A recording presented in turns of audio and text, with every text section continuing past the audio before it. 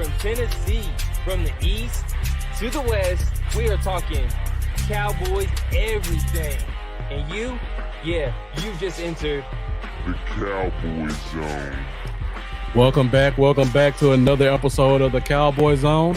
We have a Victory Wednesday coming for you guys today. I'm Marcus Jones, the Bluff City Cowboy, coming to you live from Memphis, Tennessee. And like I said before, great Monday night victory for Cowboys against the New York Giants. Definitely was a much better game than the national media thought. A lot of people counted us out, but we pulled through at their house. So let's talk about some of the positives from that game. I see we got a couple people joining us. Mendoza, as always, definitely appreciate you tuning in. I got my guy Jeff joining. Jeff, thank you for giving us a few minutes to join us. And then we got Jack Meeker in the house. Thank you for joining us also. I see we got a couple other people watching. So if you're there watching with us, be sure to get in the comments. I see we got Oswaldo Uribe. I hope I pronounced that right. Thank you for joining. And then we also got one of my classmates, Rafael Govan. Thank you for tuning in as well. Then we got another longtime watcher in William Coulter. Thank you for tuning in. So you see I'm rolling solo for now.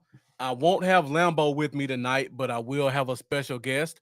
Since we are talking rivalry week with the Washington Commanders, we have friend of the show, one of my favorite podcasters outside of Dallas Cowboys Nation, and that is Ryan Cooley of Cooleys Takes.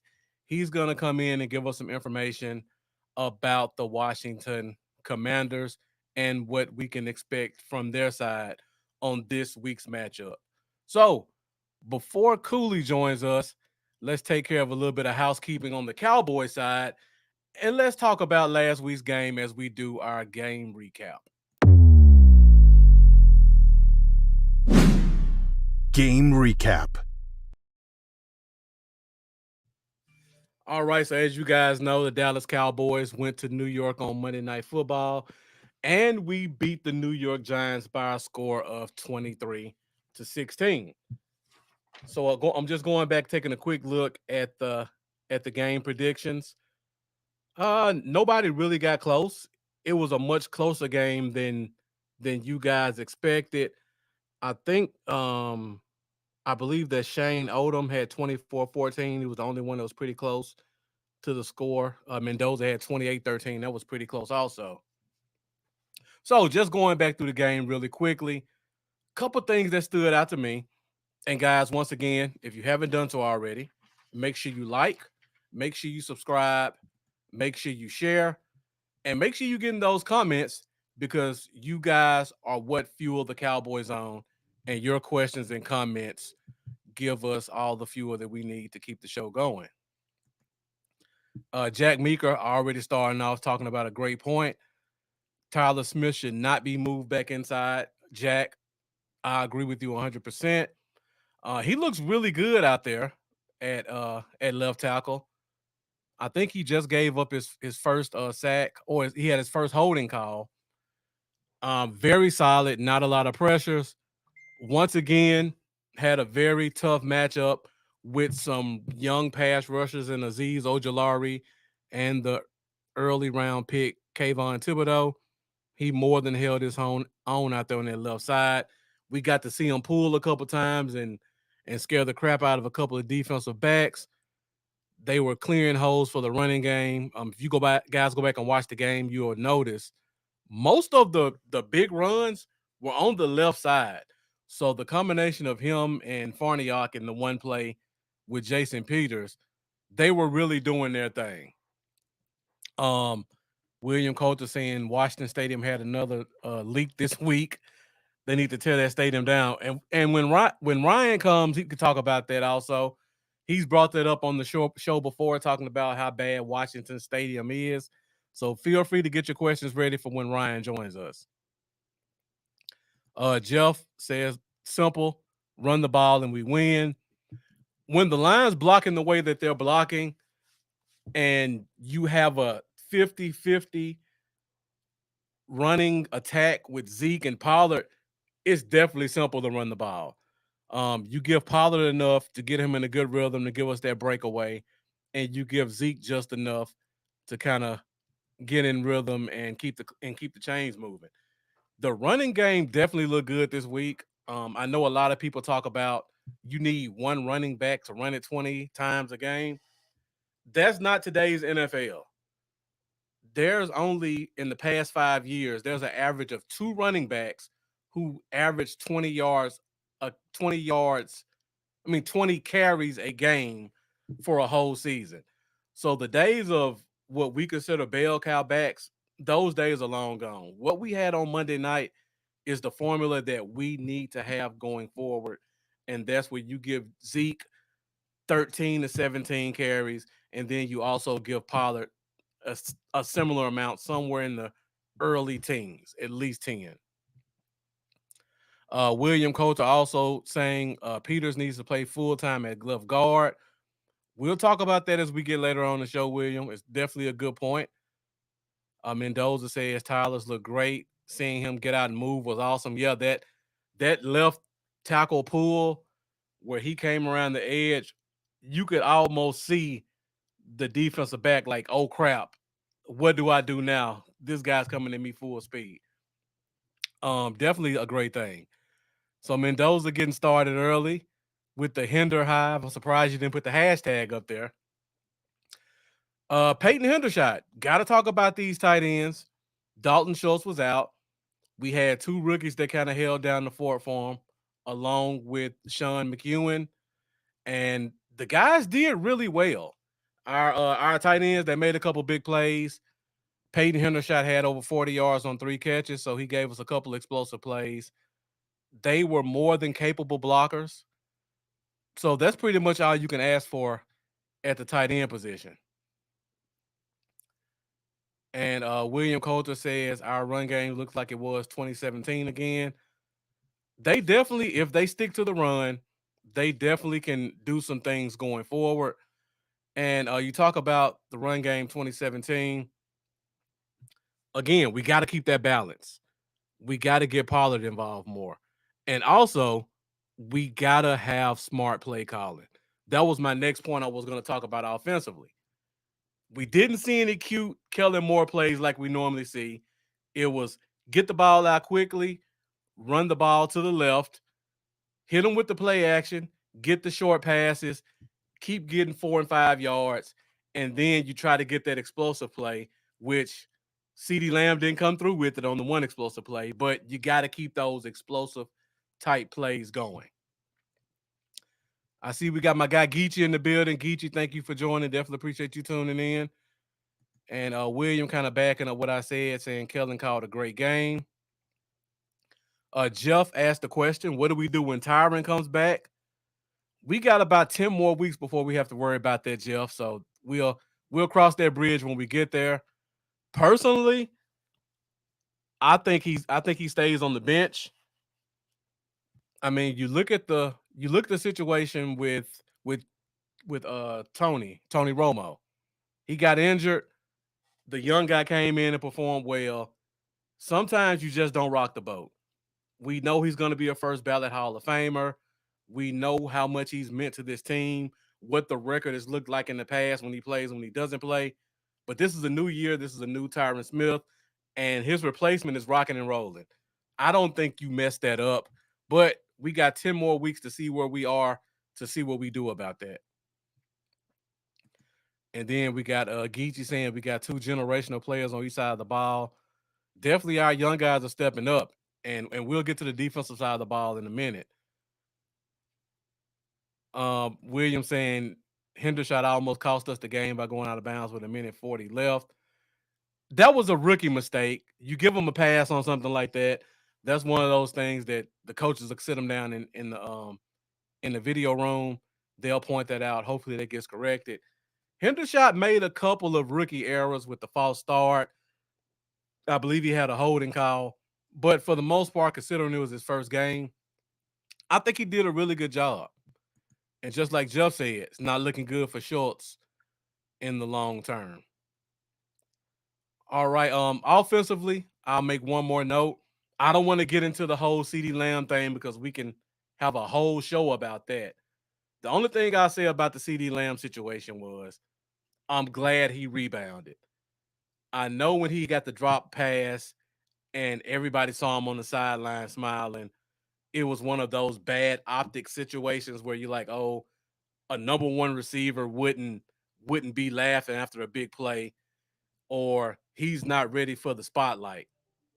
I think he's kind of shown us. I don't think he's ready to be number one yet, but I think he's moving towards that point because he made a big play. He made a big mistake, and he didn't let that hold him down. He came back in the second half.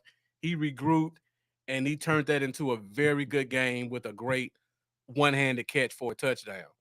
So I'm looking forward to seeing him this week if Michael Gallup comes back, and we'll talk about that in a minute. DJ Dog, thank you for joining. Appreciate you tuning in. Talking about special teams have been special the past 2 weeks.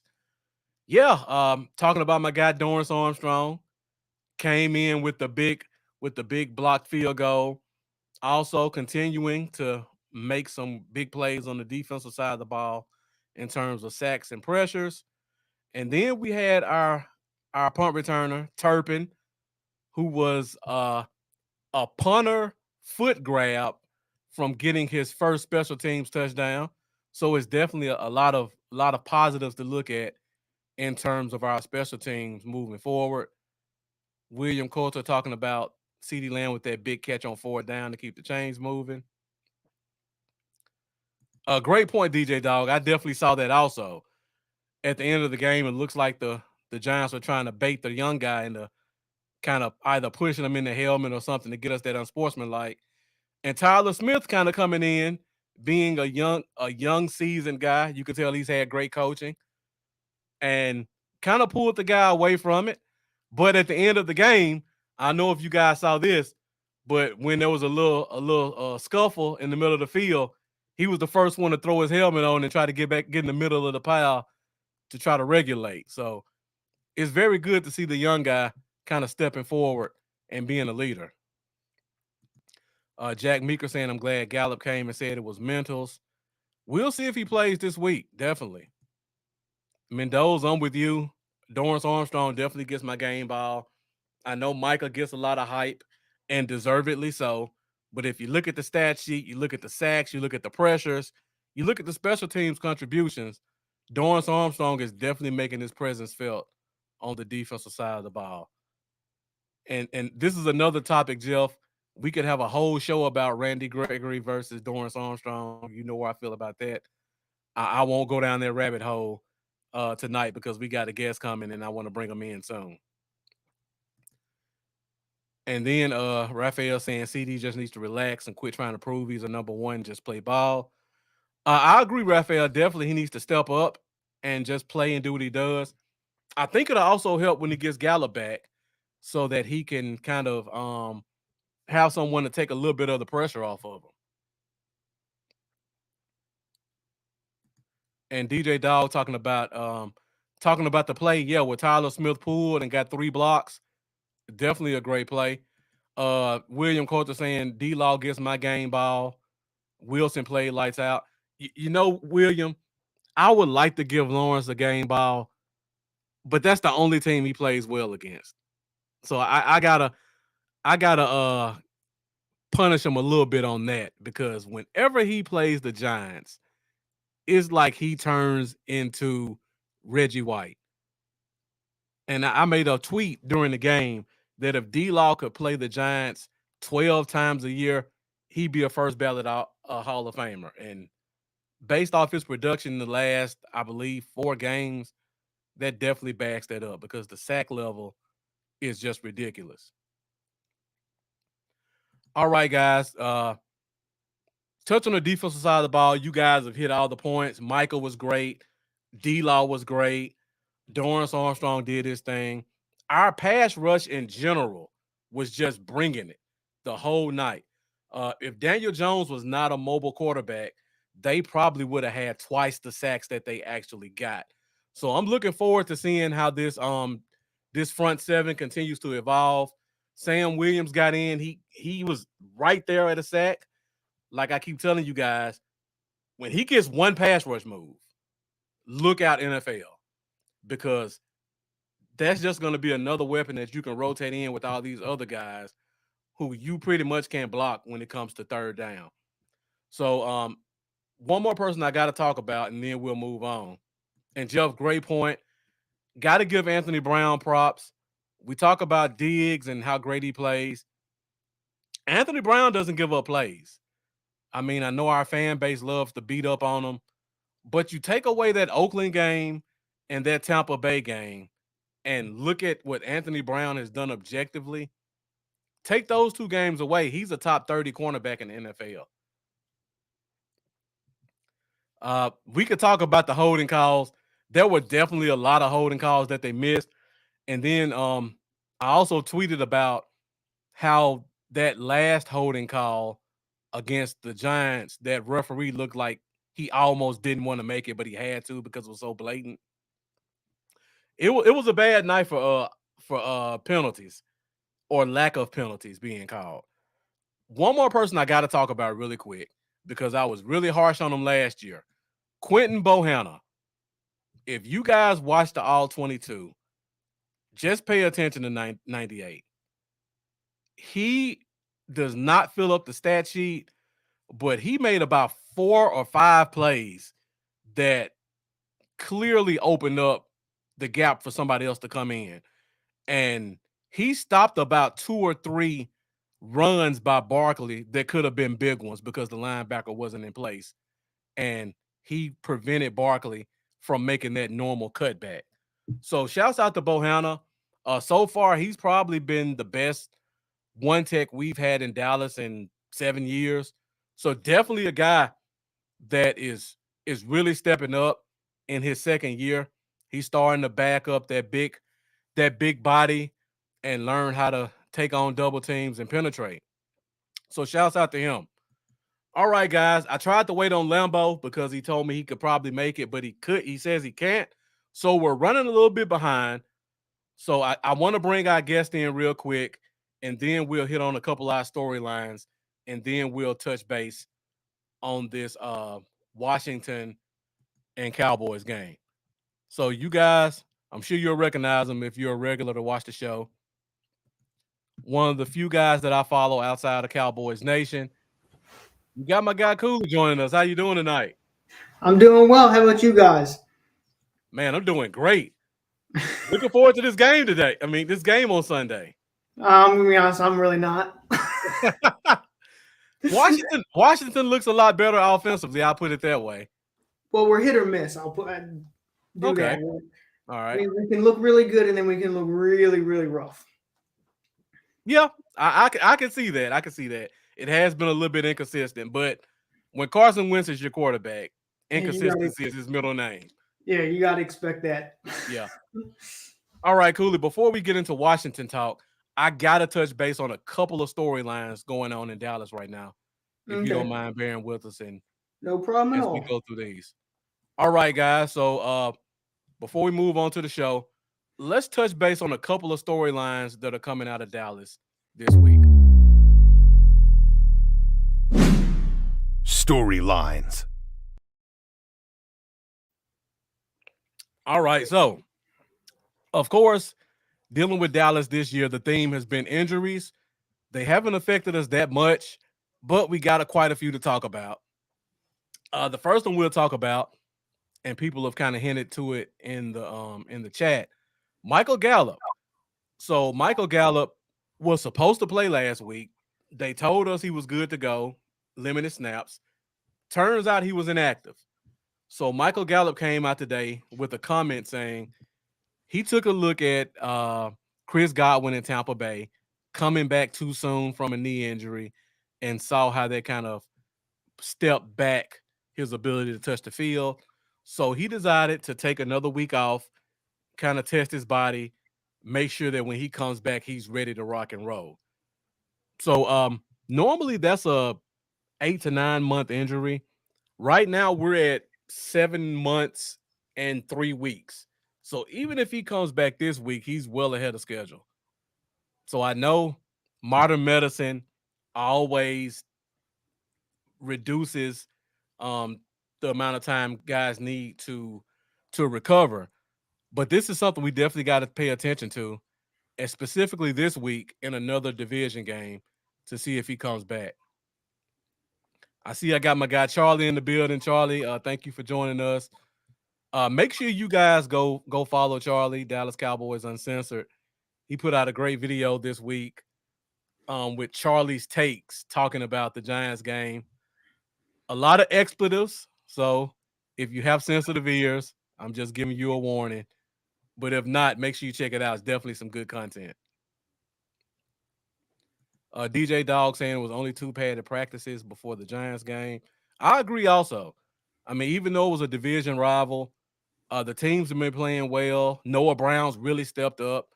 So if they didn't feel like they absolutely needed him, let him sit another week. Same thing with Dak. All right, another storyline. J-Ron Curse, pretty much the leader of our defense. Micah's the best player, but J-Ron is definitely the leader.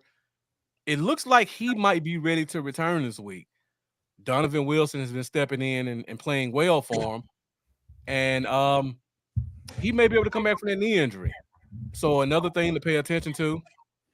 I made a tweet earlier this week just talking about him and how well Donovan Wilson has played. It's going to be hard for Wilson to go back to being a 40% player. I know this is kind of unorthodox, but I think we should consider doing more dime this week if they both play, because I don't put Wilson's ability to tackle and bring down a guy as any worse than whatever linebacker you name on our roster. I think he's actually a better tackler than all our linebackers except for Parsons, and he's definitely going to be better in coverage. So one of those things to pay attention to. Continue to watch J-Ron Curse's recovery and see if he plays. Update on Dak. Dak should be able to throw. This is really a 2-week injury, but if you want to get 100% certain recovery, you take it out to 5 weeks.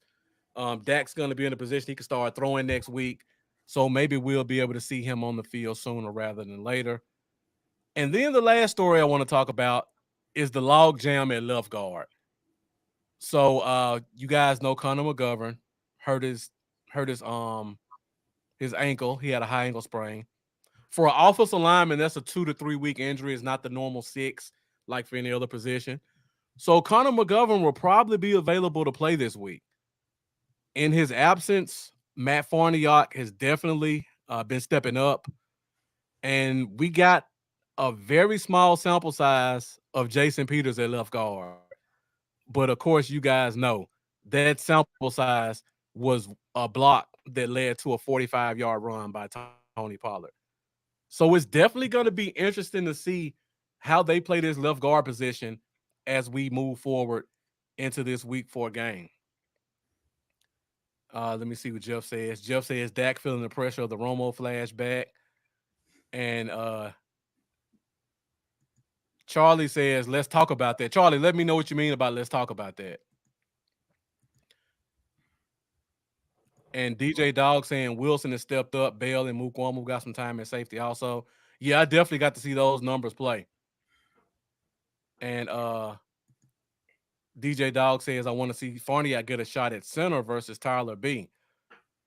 Well, if he goes back to the bench, that's probably where he's going to go to. So, Charlie, we try to keep the show at an hour. I may come back and do a video. And plus, I got Ryan here, so I want to talk Commanders football. So we can't really dig into Cowboys left guard talk like I want to. But if you guys want to give us your thoughts, we do have our question of the week, and it relates specifically to the left guard position. So, once again, get you guys to participate in the show. And let's go into our question of the week. Question of the week. All right, guys. So the question of the week is, who should start at left guard in week 4? So if you guys aren't familiar with the process, go to www.minty.com and use code 2746 9931 and cast your vote for who you think should be the starting left guard for this week. Once again, Connor McGovern was listed as the starter day one. He got hurt in week one. Matt Farniak had some bumps in the road, but for the most part, he's been a very solid player, specifically in the running game. And then Jason Peters finally in football shape, and he came in and gave us a spark. So I see we got our first vote for Jason Peters.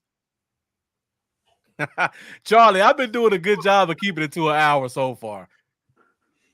And Lambo's not here, so I think we'll get close to that point. We're at 26 minutes, and we're about to go into our Washington Commanders talk. So I'm going to keep this up in the background, guys. I will put this at the bottom of the screen. So if you guys want to vote throughout the show, you can go check that out. All right, Cooley. Sorry to hold you up. I had to take care of some Cowboys house cleaning before I get started. So no worries. All right. Let's go into some Cowboys Commanders talk. And let's just start off with some of the key matchups to look forward to in this week's game. Key matchups. All right, guys. Once again, got one of my favorite non-Cowboys podcasters, Cooley, joining us. Cooleys Takes. Gonna talk some Commanders football. If there's any questions you guys have about the Commanders, this is the guy you want to ask them to. So we're gonna go through our normal format, key matchups, keys to victory. Gonna hit some over/under. So in between that, be sure to get in the comments. Be sure to like.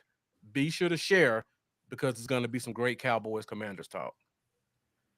All right, Cooley. So how you feeling about your team so far? I got mixed feelings so far through 3 weeks, but I guess it is what it is with this team. There's never any sense of like great optimism, but then there's always a little bit of hope where you can't just completely give up on them. So, every year, that's kind of where we are this year again. Okay. I mean, I thought they actually played well. Like you said, offense is a little inconsistent. The offensive line looks well.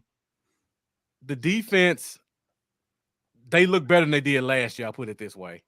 I'm interested in that safety position in particular, because you guys have, I think it's pronounced Derek Forrest. Yep, Derek Forrest, the safety from Cincinnati.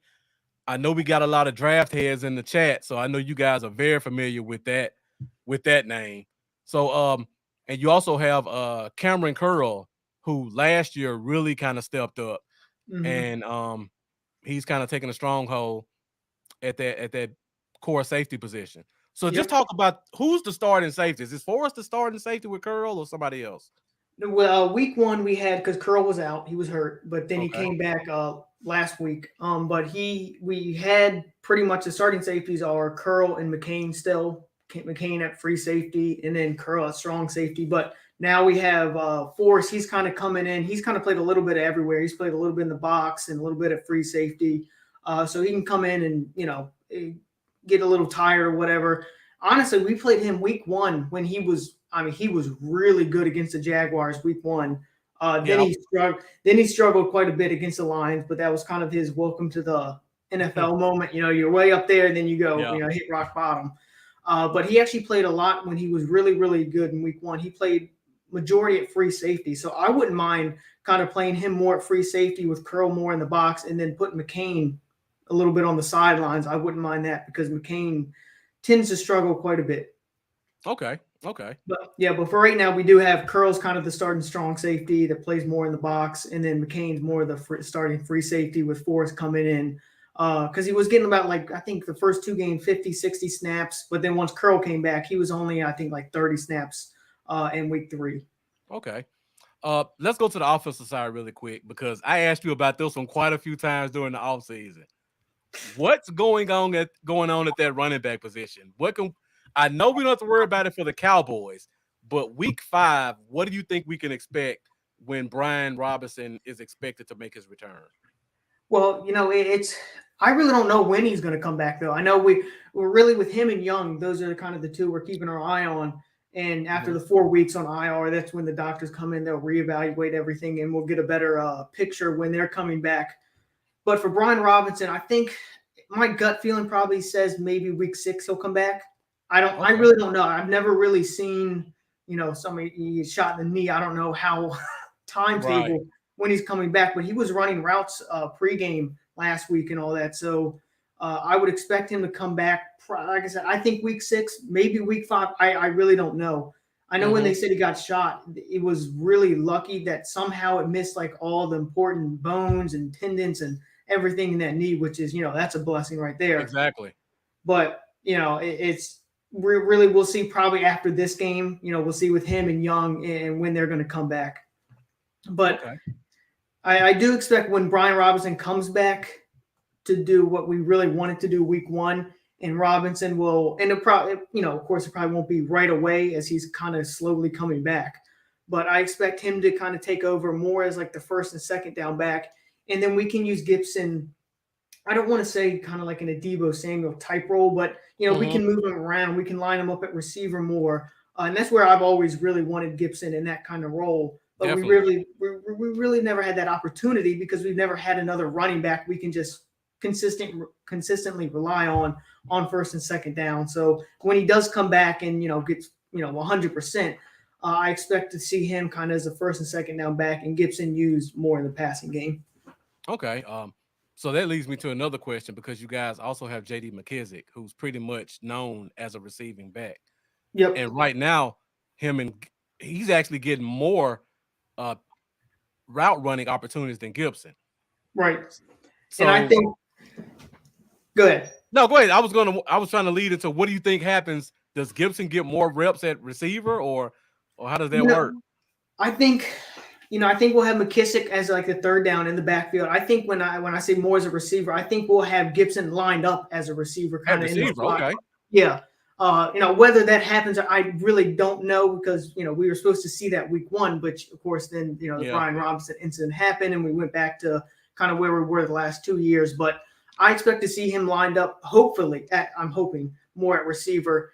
And, on third down, maybe we have both of them in the backfield and that, that can be used hopefully, fingers crossed, effectively.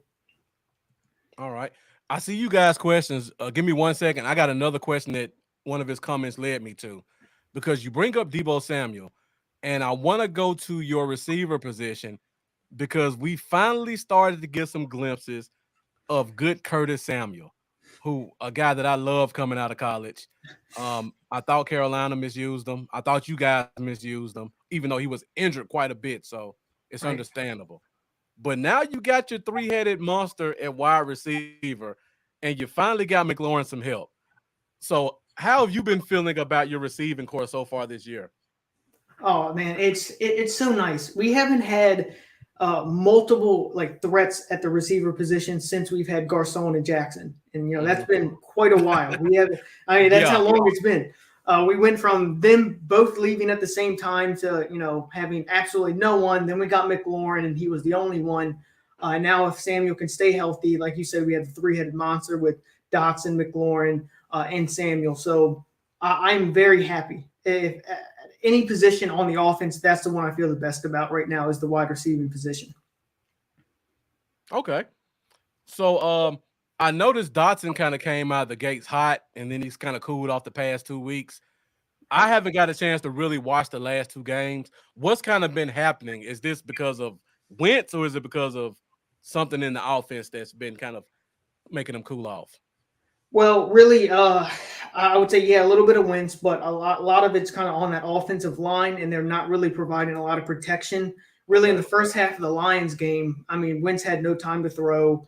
Was constantly under pressure. And then against the Eagles, you saw he got sacked 9 times. So clearly that pressure was going on all game. And that's going to, affect the receiver. So, it was kind of interesting because when you see McLaurin, you think he's the number 1 guy. We're going to target him a lot. But through the first 3 weeks, we have spread the ball around evenly through him, Dotson, McLaurin, and everybody. So, well, I really love McLaurin. I want him to have 1,500 yards and 10 touchdowns. It's probably not going to be even close to that because Scott Turner really wants to spread the ball around, which is in reality, that's the best thing you can do. I mean, you look at the Bucs, they have Mike Evans, and he could be a top 10 receiver easily every single year, but he doesn't get the statistics up there because they have Chris Godwin and then they had AB and Gronk. So they spread the ball around a lot. And that's really, to me, the most effective way to run an offense is not just targeting 10 times a game McLaurin. Yeah, because I believe, if I'm not mistaken, Samuel is your leading receiver right now in terms of targets and catches. I believe. Which that was surprising. I thought going into he was going to be like the wide receiver 3. We're going to have McLaurin and Dotson getting the most targets, and then Samuel will be there, get a little bit of touches, get him involved, maybe give him a couple carries too and all that. But yeah, we've gotten him involved a lot more than what I thought we were going to. Yeah. And Jack Meeker making a point, talking about another U of M guy, receiver turned running back. We've definitely seen that out the window on our team also. Yep. So DJ Dog asked the question. We go to the defense really quick. Jamin Davis, another guy that Cowboys fans talked about a lot. How has he looked so far this year? Oh boy, Jamin Davis. That's been a storyline throughout the first 3 games. That's probably been our biggest spotlight is Jamin Davis, and not for the best reasons. He hasn't played bad, but for some reason, Jack Del Rio and Ron Rivera felt it was, I don't know, smart to call him out after the first 2 games, saying, he's not doing what he needs to be doing. I don't like that. I don't like when the coaching staff calls out a particular player, and then Rivera comes back this week and says, I don't want to call out any particular player. That's just not good. I'm like, well, you just did that the last week. Exactly. So he hasn't been bad. He showed a lot of promise in the preseason. And, this was against the starting offense. He was out there, and he showed a lot of promise. He struggled a lot week 1 and 2, but he played pretty well last week. And I have a lot of patience with Davis because I knew what he was coming in. Yeah. And so I didn't expect him to be great, his last year, rookie year. And I expected him, to be better this year, but I don't expect him to be an all-pro, Pro Bowl type linebacker right away. And it's kind of frustrating because I don't think the coaching staff sees it that way. I think they're getting very impatient with him, which is kind of stupid because it's like, well, then you didn't know who you were drafting. I mean, the man, he started 1 year in college. If you thought he was going to come in and by the second game of his second season be some great linebacker, that's on the coaching staff in the front office. But so far, it's like I said, it's only 3 games, so you don't have a great read and feeling on everybody. But, he's a little bit frustrating. You want him to play a little bit better than what he is. But like I said, it's only been 3 games. Right. And Charlie making another comment, just talking about if you talk to Cowboy fans, the way you do it is have the guy and target the shit out of them. Wide receiver by committee is a bad thing in Cowboys Nation. That's kind of a shot at people saying Lamb should be a number 1 guy and we should get him 30 targets a game. Mm-hmm. But that's not our scheme. Our scheme is pretty much what you guys are doing. You got 3 receivers, you get it to the guy that's open. And when you have 3 receivers, that can work, but you have to have the the talent there to be able to do that. Right. We don't have that yet, but hopefully we'll get it soon. Mm-hmm. Jeff, we kind of talked about this briefly. Update on Brian Robinson. What did you say, Robinson? You will expect them back week 6, or were you talking about the defensive end? You mentioned. I'm talking about Brian Robinson. Yeah, back. I think week 6, but really, I have no idea. And if you're talking fantasy purposes, I wouldn't, because even when he does come back, I don't know how long it's going to take for us to, get him back to 100% and use him the way we really wanted to. If he never got shot and we came in week 1, I would have said absolutely Brian Robinson, draft him, maybe in the mid rounds. But with that situation, I really don't know what to expect. Yeah. So, Jeff, I do have Robinson on my bench. So if you want to talk, we can talk after the show. Just putting it out there. All right. Before we go into our key matchups, I guess Shane Odom has a question. He wants to know the worst thing about it being a Commanders fan is the ownership, the stadium, or the name. That's a good question, Shane. That's a really good question. I'll do that in order. I would say the ownership's the worst by a mile, and then I'll say the stadium, and then the name. The name I didn't really. Well, first of all, no one really liked it. No one picked that name. You think that was. It's actually funny because when the day they said, we're not using the name Redskins anymore, that day Snyder did. I don't know if it was trademarked or something, but it was something with the name Commanders right away. So it's like, well, then what the hell did you do for a year talking about how we get to pick the name if you trademark that name literally the day that you said we weren't going to be the Redskins anymore. But it was after they announced a week later. I was like, it is what it is. Yeah. But yeah, I would say the ownership's definitely the worst. But we're never going to get rid of him. I swear by that. Somehow, some way, that little weasel, he keeps, I don't know, getting out of trouble. It's not the NBA, that's for sure. Oh, yeah, damn right. Sadly. Yeah. DJ Dog, we touched on this briefly also. Chase Young, you mentioned week 6 for Robinson. Any indication of when Chase Young will be back this year?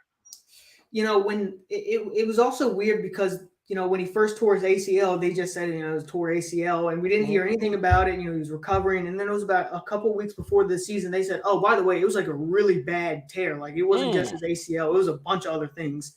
And it kind of makes sense now why he's not playing. And you look at Logan Thomas, he kind of tore his ACL. I can't remember, was it a little bit before, a little bit? I think it was close to the same time.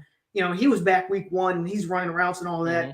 So you can kind of see how it was a lot worse. And they said it was probably about as bad as you can get for ACL tears. So I want to say probably maybe around the same time. Maybe he comes back week 5, I hope.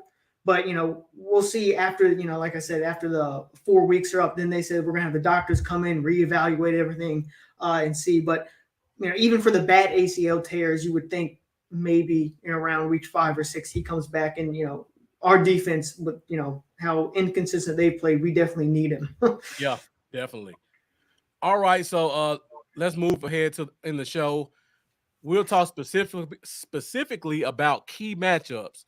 So, Cooley, in this segment, we pick out 3 key matchups that we think will directly affect the game. So, we can kind of go back and forth. You give your first one, I give my first, and then we go from there. Okay. All right. So, I'll do the first one. So, for me, looking at this matchup, I would have to go. I mean, I hate to go the easy route, but McLaurin and Diggs, they've still got this little rivalry that's outside of, I don't know where it came from, but it's outside of the Cowboy Commanders rivalry. And Diggs doesn't normally follow unless it's McLaurin. So he's going to see him wherever he goes.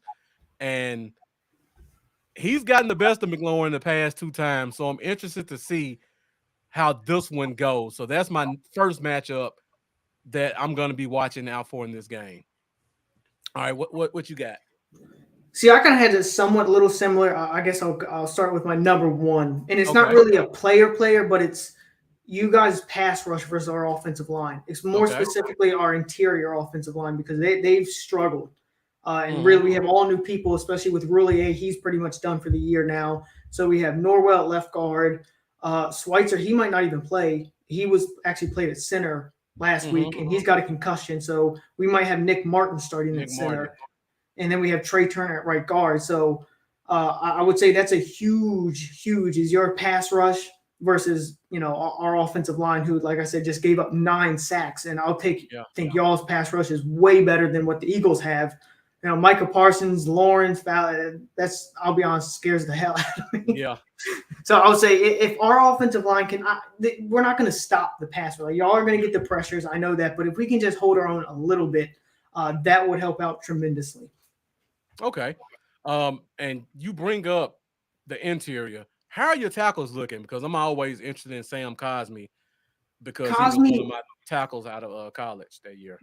Both this year, Leno at left tackle and Cosmi at right tackle have been really inconsistent. They've had really bad reps where they give up, obviously a sack or pressure. But then, I guess the best example would be week 2 against the Lions. The first half, they were just getting annihilated by everybody. And then the second half, they were good. And that's why we ended up putting up almost 30 points in the second half because they started holding it down. So if they could be more consistent, then this offensive line as a whole would be much better. But we really don't know what we're going to get, which is actually kind of weird because Leno was really good and really consistent last year. He was. And then Cosme, like I said, he kind of got hurt halfway through the year, but he did show a lot of promise, much better than I thought he was going to be. But if they can be more consistent, then I think that offensive line as a whole can be really good. And Jack Meeker didn't Cosme get hurt in the last game? Not for me. He got a little banged up, but I think, I think he's not any risk of missing time as far as I know. Have you seen anything from Chris Paul, the guard from Tulsa? In the training camp for preseason, he actually did pretty well. So I think we could potentially see him. I don't know if Trey Turner gets hurt because, like I said, we have Schweitzer. He was kind of the backup for literally all three, left guard, center, and right guard. So now that he was in at center, now he might not even play. There's a chance if somebody gets injured, then you could see him. So he was, like I said, he impressed for what was it, 7th round? I think we took him. I mean, you can't for a 7th round and being at good depth. I'm happy with that. So yeah, there's a chance we could see him if somebody gets hurt. Our offensive line this whole, even in the preseason, man, they've been injuries. I can't even keep up with some of the people we're bringing in. Yeah. Let me go to another key matchup for me. My second one is kind of the reverse of yours. I'm looking at you guys have some very talented defensive tackles. I think Payne may be leading the NFL or be second behind the kid in pressures. Pressure, like yeah. Yep. So, he's second in the league behind the kid with the Rams. Yeah, Aaron Donald. Anytime you're in the discussion of Aaron Donald, you know you're doing something right. Yeah. So of course we got Zach Martin, but we have this left guard position where we have 3 guys. We don't know who's going to play. Farniok is good. He's good and bad. McGovern, we haven't seen him enough because he got hurt week 1. And then we got Jason Peters. So I don't know who's going to play left guard, but whoever plays left guard, I really feel sorry for them this week because they got to deal with a monster in Payne, and then Allen's no slouch either. Oh yeah, Payne's all, like I said, Payne.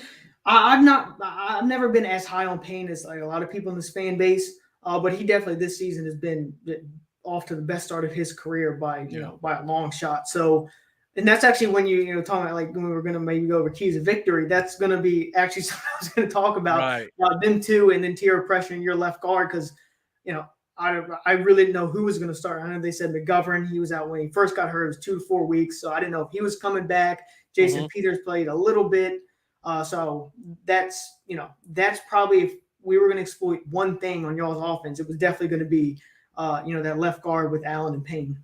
Yeah. I would probably say my third key matchup would probably be I'll probably say the edge in our running game, because I've watched a little bit of Sweat the past 2 years.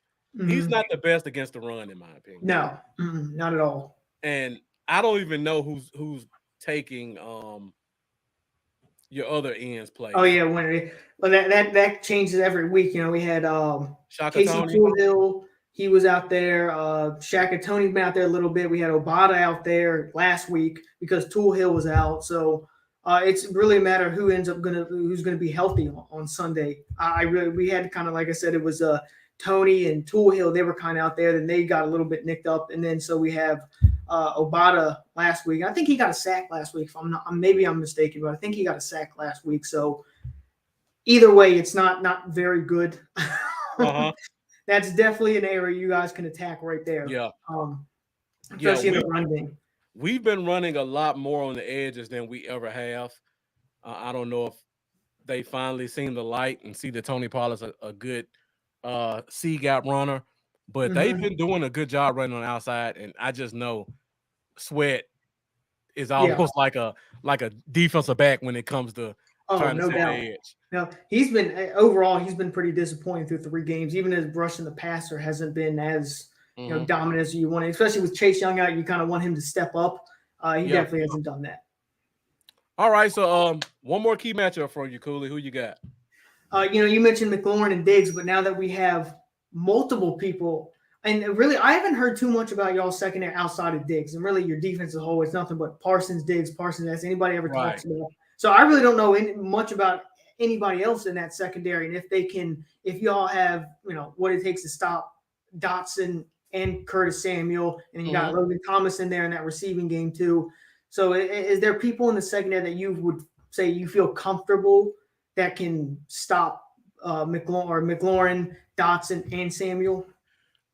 Our secondary is very underrated by the national media. We talk about Anthony Brown. He got butchered week 1 last year against Tampa, and he pretty much single-handedly cost us that Raiders game on Thanksgiving. Mm-hmm. Outside of those, I remember. I watched that game. Yeah, he had like three pass interferences. Yep. Bad ones. Yep. Outside of those 2 games, Anthony Brown has been playing as good as Diggs, except for the interceptions. And that doesn't go well for us. Our fan base doesn't give him the credit because they just look at certain optics. They don't really watch the position. But Anthony Brown is a very solid corner. Jordan Lewis has been a rock at the slot for the past 5 years. In my opinion, for you guys' team, that Curtis Samuel Jordan Lewis matchup is probably the better one that you could attack and get some plays on.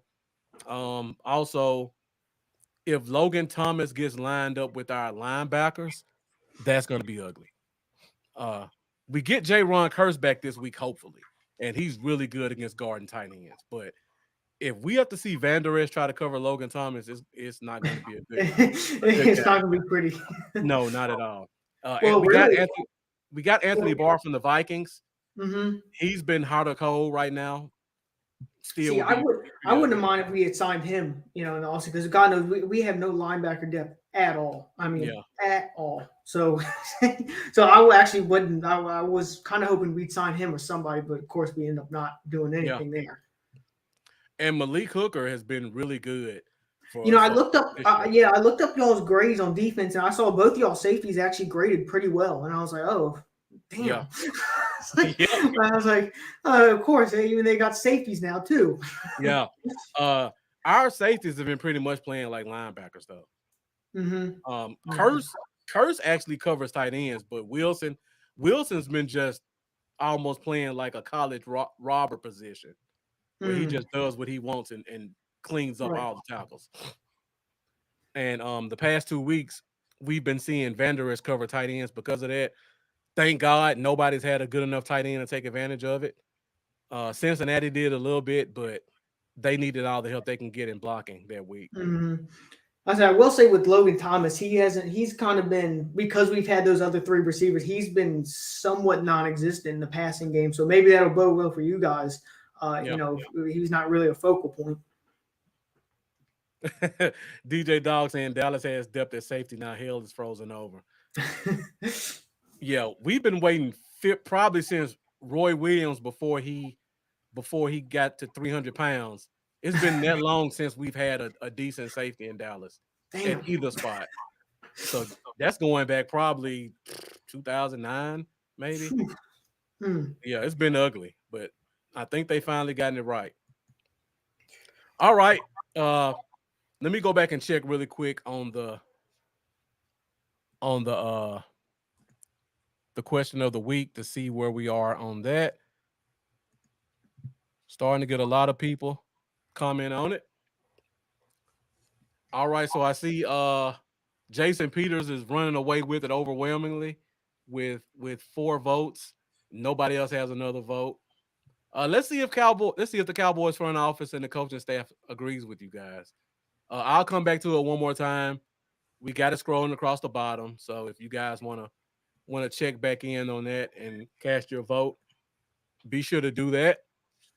All right, Cooley. We're going to go to another segment, kind of get the fans more involved again.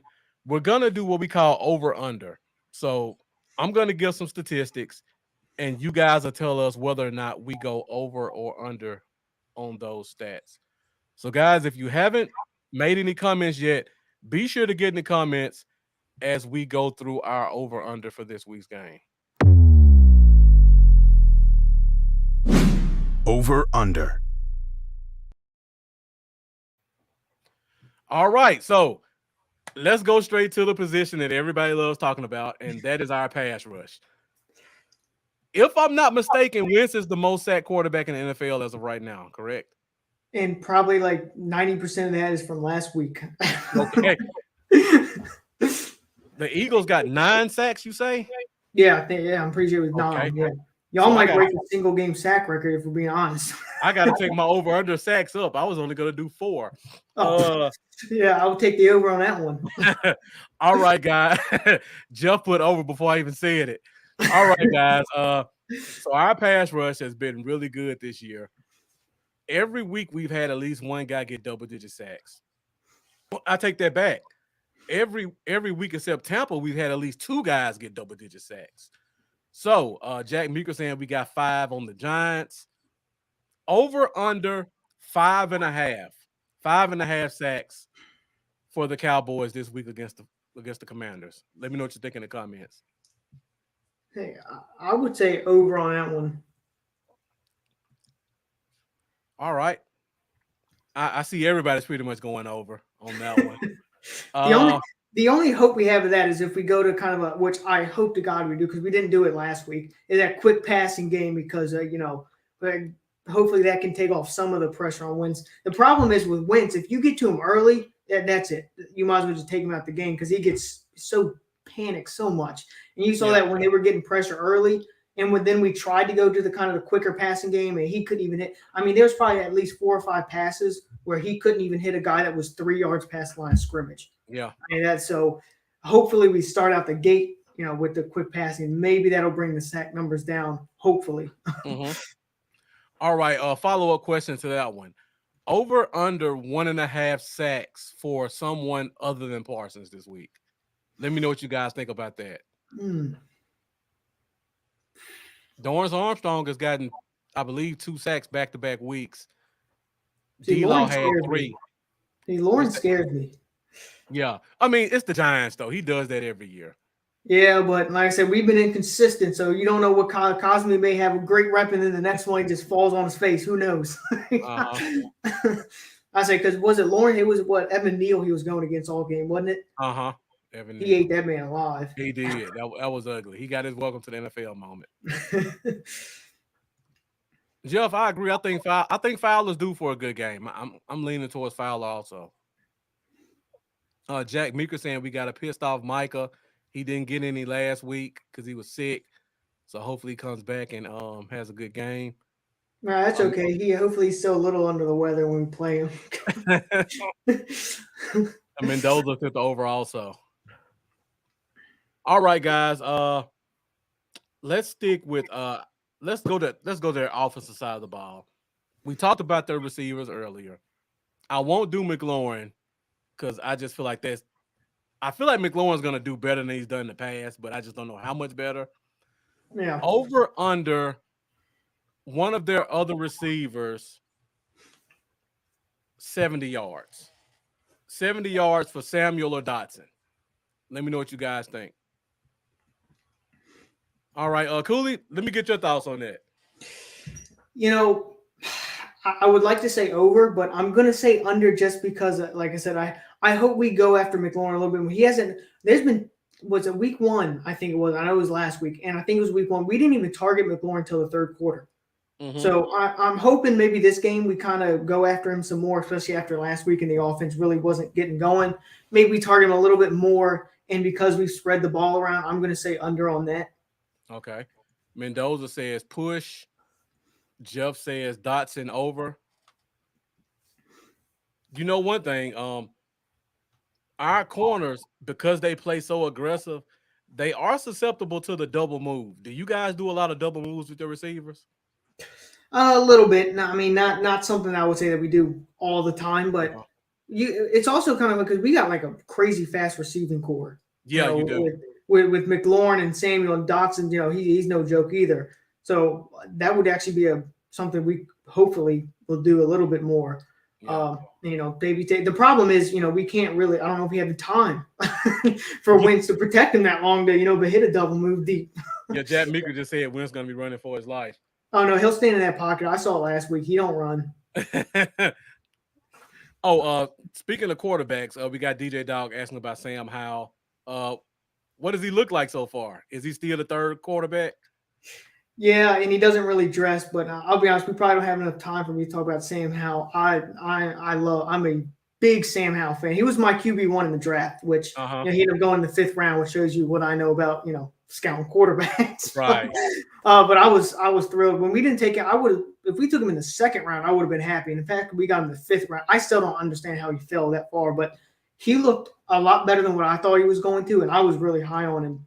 Now there was kind of one play against, I think, week 3 against preseason week 3 against the Ravens. They were showing single high, and it ended up being cover 2, which for young inexperienced quarterback, you show one coverage pre-snap and then post-snap, that can be kind of tricky.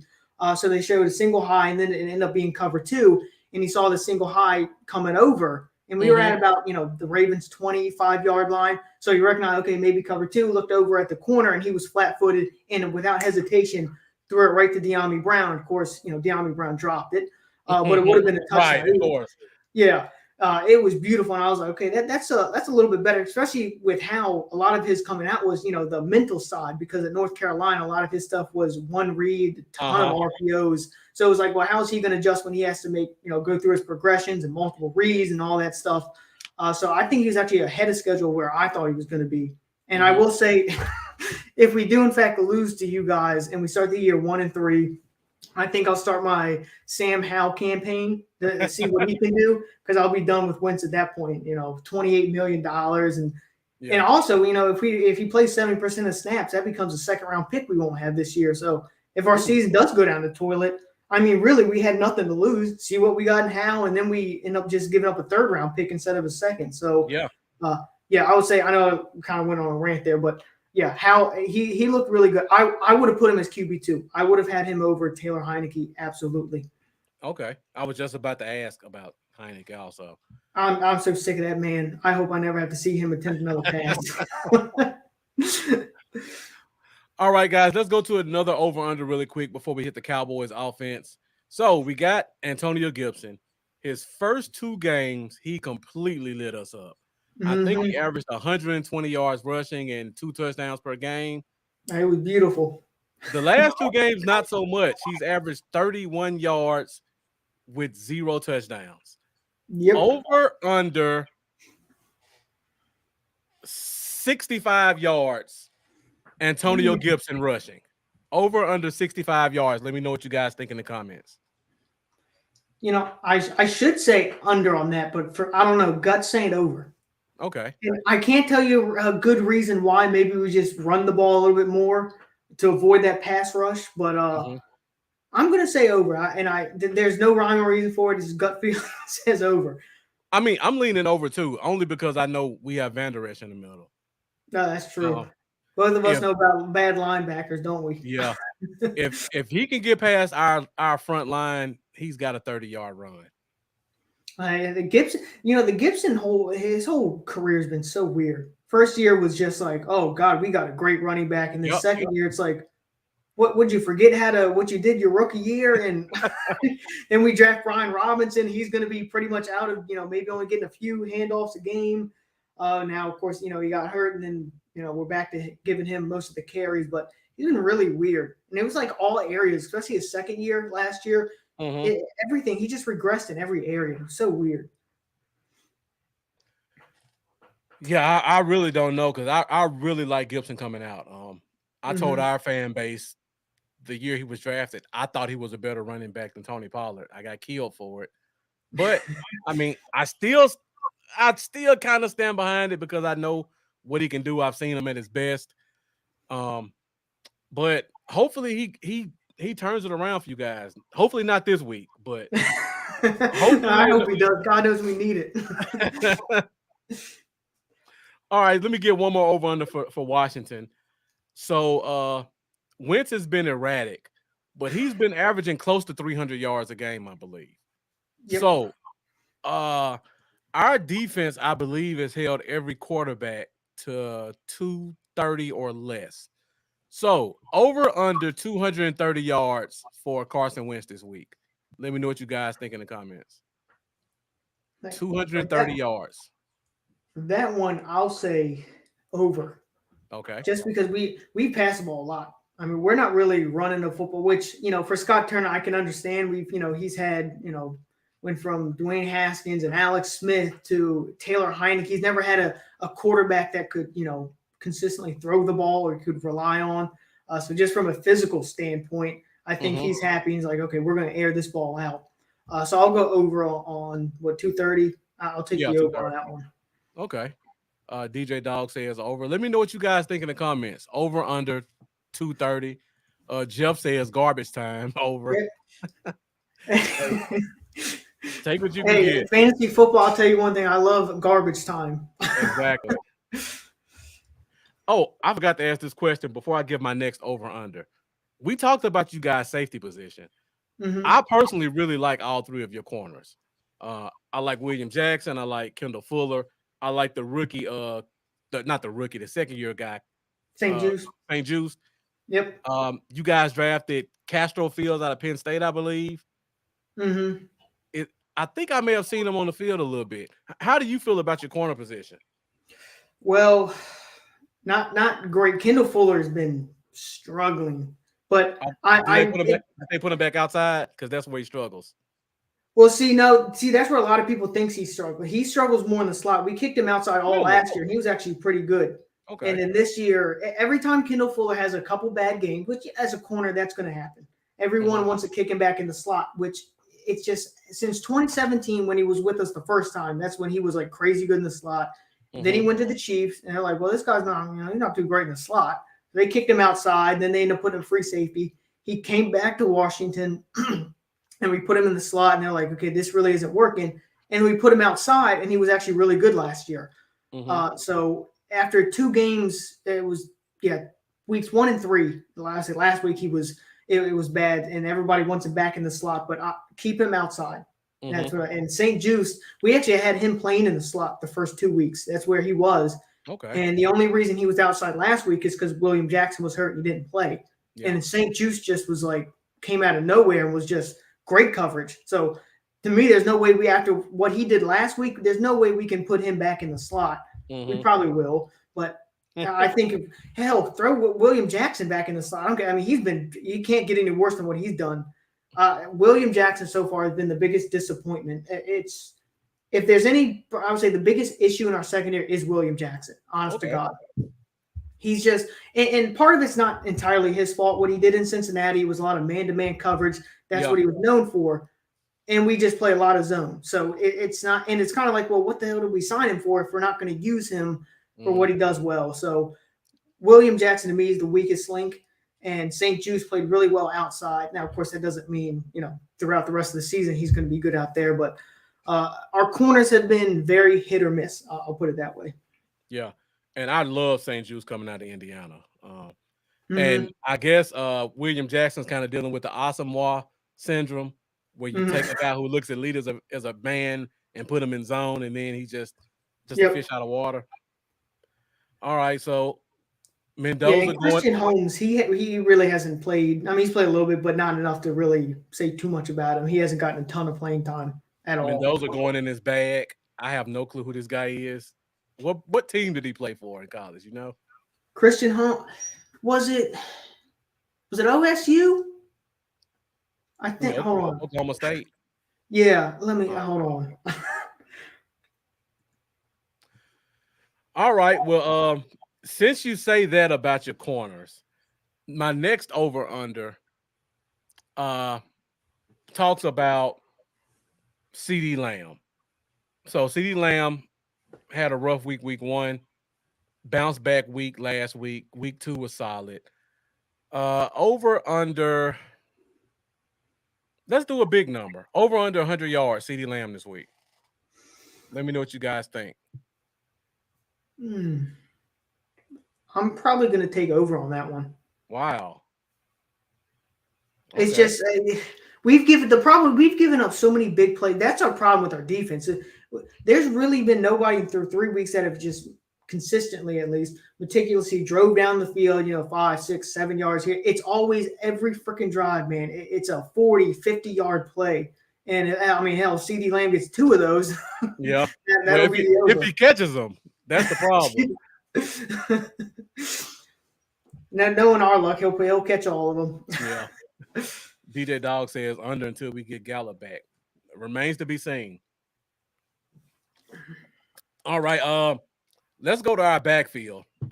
Last week, they really shocked me. I thought they would get like 60, 70 yards total, but Tony Pollard by himself had 100 and Zeke had 70. I don't know if the running game is back yet, but we'll see. You guys have a very strong interior. I talked about how they like to run on the outside a little bit more now.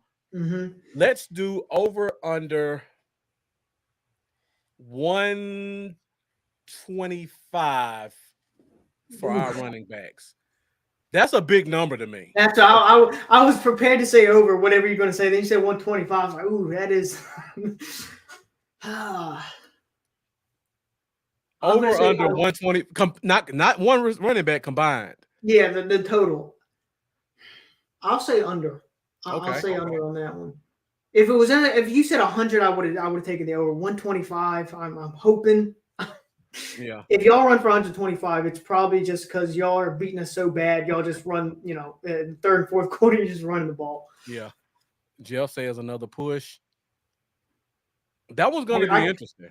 I said I could definitely see. I said our run defense has not been good at all. So you got our linebackers struggling, and like I said, our edges are not good against the run either. So if Chase Young was back, I would feel very good because Chase Young very underrated against the run. Mm-hmm. People kind of bash him because he doesn't have the pressures and sack numbers through his first year and a half before he got hurt. But he was very good against the run, and we still don't have him back. So if he was back, I would feel very confident taking the under, but. Not really. I'll take the under, but not confident at all with it. Okay. I have one more. I believe you guys have been more penalized than us this year, if I'm not mistaken. Have we? I think it might be close. I actually don't. It doesn't feel like it. You don't think it feels like it this week? I mean, this year so far? Not really. You don't think you guys have more than 10 penalties so far this year? That's all you guys have is 10? It's pretty close to 10, yeah. Oh, well, then never mind. Then I thought I just assumed with Mike McCarthy, you guys I just assumed it was probably like almost top of the league. Oh, yeah, then probably, yeah. Okay. Yeah, then we probably definitely have more than y'all. I thought y'all were probably, again, close to the top of the league. I just assumed with, like I said, with McCarthy, but yeah, y'all probably have more. Yeah, we probably have more than 10. So my next over-under was going to be which team is going to be most penalized this week. No, let me ask you this. Hold on, before you answer. Where do you think most of you guys' penalties come from? Oh, thank you, DJ. We had 8 last week. I don't remember 8 penalties. Okay, never mind. It's in that line and you're like, damn. I do not remember 8 penalties last week. I must have been overlooking them.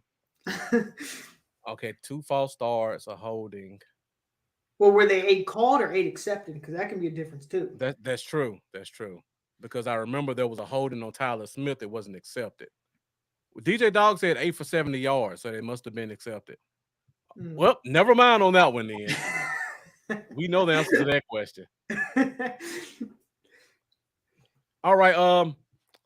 Trying to think of one more over under. We talked about the offense. How's you guys special teams? Return your coverage game. Return game, or are you talking kicking? Coverage. What? But either. Whatever you got. Our return game's really bad, and it's not because of our returner. It's because we just can't block. Like on kickoffs, because we got DeAndre Carter. He's with the Chargers now.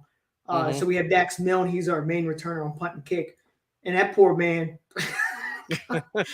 He's better off just every punt fair catch and every kickoff just letting it go in the end zone because he'll get about 10 yards out of the end zone and there I swear to God I'll see 3 people coming right at him. The blocking has been atrocious. Oh wow! And kicking wise, Tressway can't complain there. And then Joey Sly, I think he's perfect on field goals, but he did miss an extra point against the Lions So I guess 1 kick in 3 games, not bad, but could be a little bit better. All right. Well, I hate to tell Charlie he's right, but we did go over an hour.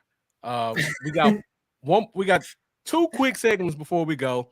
We want to get your thoughts on what do you think you guys' keys to victory are, and I also want to get a game prediction from you. It's something we normally do on Sundays, but since you won't be here with the Sunday, we'll get it from you today. So first of all, let's go to our keys to victory. Keys to victory. All right, Cooley. 3 keys to you guys winning this game. What you got? First one is most important is what I mentioned earlier, the quick passing game, because we're not going to be able to stop y'all's pass rush, but just hopefully hold it off a little bit and to help them out, kind of go with that quick passing game, which, like I said, we didn't do last week, but hopefully going into after seeing what our offensive line did or didn't do rather last week, hopefully we kind of know we go in the game plan of a lot of quick hitters and do it before Wentz, gets hit a bunch and then start panicking and can't hit anything. So that's probably the first one. Second one, I know it's kind of cliche, but time of possession. Last week, our defense was on the field. Honestly, time of possession, if you looked at it last week, it wasn't that much difference between us and the Eagles, but it felt like the Eagles ran a lot more plays. They were going a lot more up-tempo. And so you could kind of see our defense getting tired. And it's also, kind of when your offense keeps going 3 and out, 3 and out, 3 and out, that can, kind of get in their heads a little bit. So if we can dominate time of possession, get ahead in that category, that can help our defense out. And the less they're on the field, the less opportunity for the big plays that they've been giving up for, I won't even say 3 weeks, they've been doing for the last couple of years, the less chance for big plays. So quick passing game 1, dominate time of possession 2, and then 3 is interior pressure from our defensive line, specifically because, like I said, your guys' left guard position, we don't know who's playing there. Payne and Allen are going to have a really, really good game. Nothing gives quarterbacks fits more than, interior pressure. Yeah. Yeah. And mine are very similar. Like you said, interior pressure. You guys are kind of struggling on the inside. Yep. You gotta keep guys in Wentz's face. We let Daniel Jones, even though we got in his face a lot, we left the middle open way too much to let him get too many rushing yards. So we gotta make sure we take care of that. Also, you talk about time of possession. We've got to be able to allow Cooper Rush to get into a rhythm, control the clock, run the clock. Don't put it in his hands to have to make too much happen. And then I won't even say penalties because that's just pretty much a given that we're not going to do that one. Right. I would probably say for the third one, just I would say containing, because Gibson has the ability to have a big game against us. We've seen it before. Yep, he definitely has that potential. We haven't seen it in a while, but he definitely, that potential's not gone. Yeah, and like I said, if you can get past our first level, our linebackers can struggle. Our safeties really clean up a lot on our defense in terms of tackling at the second level. And we saw Barkley kind of start to get loose in the third quarter, but inexplicably the coach went back to the passing game after we responded. So, well, you got Daniel Jones. Why wouldn't you air it out? Thank you for bad coaching. It was funny watching that podcast because I only watch the Mannings now. I can't watch the regular one. I really like the Manning cast, but I don't like when they bring on the guests. I don't either. If they could just have the entire game and then just going off what's going on in the game, I would love that. But the guests come in and they start talking about something I don't care about, and then it's like, no, I'll just go back to the other one. or if they bring in real football guests, like I enjoyed when Shannon Sharp was on. He was good. But when they bring in like a Pat McAfee and he's just trying to get his jokes off on the Mannings and guys like that, they can save those. Nobody can. Yeah, or somebody that like never played football, never been a part of like some celebrity. I'm like, what are y'all doing here? Right. I don't care. He's a fan of the Packers. He knows nothing about football. This is a football show. Oh God, I remember last year. I can't even remember who they had on. You could tell they knew nothing about football, and they were just trying to guess what was going to happen next. I went, dude, y'all need to get this man on. Right. Like, it's so bad. It's awful. Oh, question. Last question before we go. DJ Dog wants to know, as a Washington fan, what are your thoughts on the Eagles this year? I had them going into the season winning the East. I was very high on them, and so what they're really doing, they're better than what I thought right out the gate. Jalen Hurts, I mean, come on, like he's been pretty damn good so far. He has been, and that was really my biggest question mark for them. Was like, well, they have a great roster, but how far can Jalen Hurts take them? And so far through 3 games, now whether he can hold on to that through 17 games, I don't know. But I was very high on them going into the season. Yeah, I like them too. I got to see what happens when a team takes away the read option. He relies heavily on that. Right. The Vikings they almost did the blueprint of what not to do. Yep. Like, why are you? It was almost like they didn't have linebackers on the field. Right. It was ridiculous. Yeah. Yeah. Jack Meeker saying if Curse is there and Barr's getting himself fully into the scheme, I think we're good. Both of those things remain to be seen. Barr has had some issues with missed tackles and missed assignments. So there are definitely some opportunities there. All right. Well, I think that's pretty much it for the show. Cooley, once again, I always appreciate you giving us a few minutes. No problem. We always appreciate getting your thoughts on our team and hearing your insight on the Commanders, because I know a lot of our fans don't really watch games outside of Cowboys, and they definitely don't watch rivalry games. Oh, I can't blame them. Yeah. Every time I see the Cowboys or Eagles, I'm like, I don't want to watch this. I'm turning on Red Zone. Yeah, I couldn't even watch the game last week, honestly.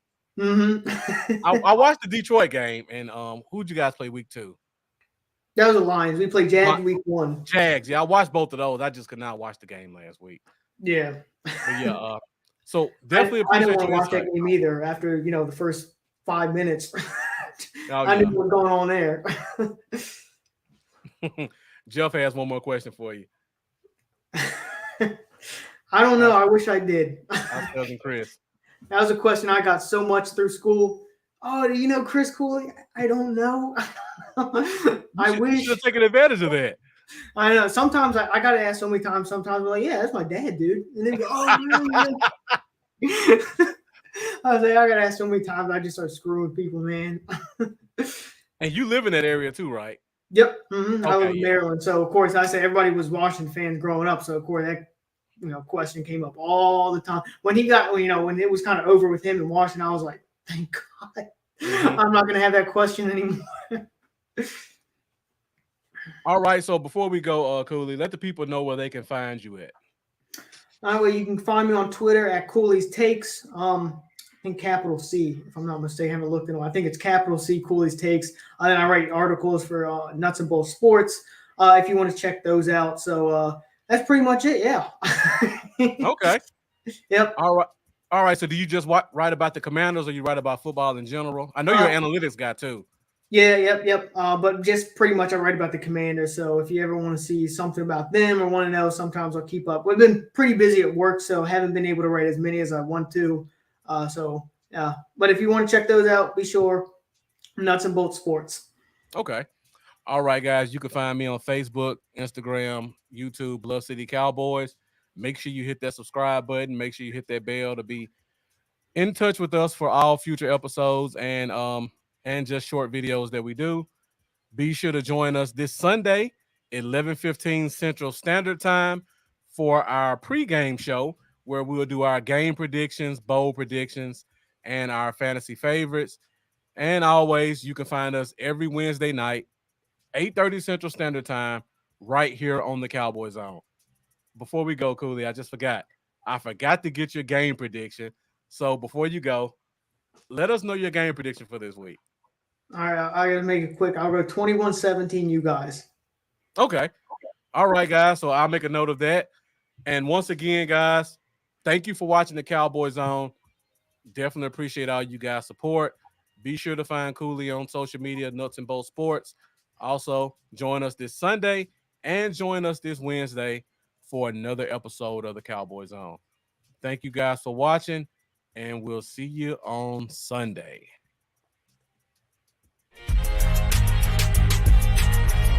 Thank you for watching the Cowboy Zone.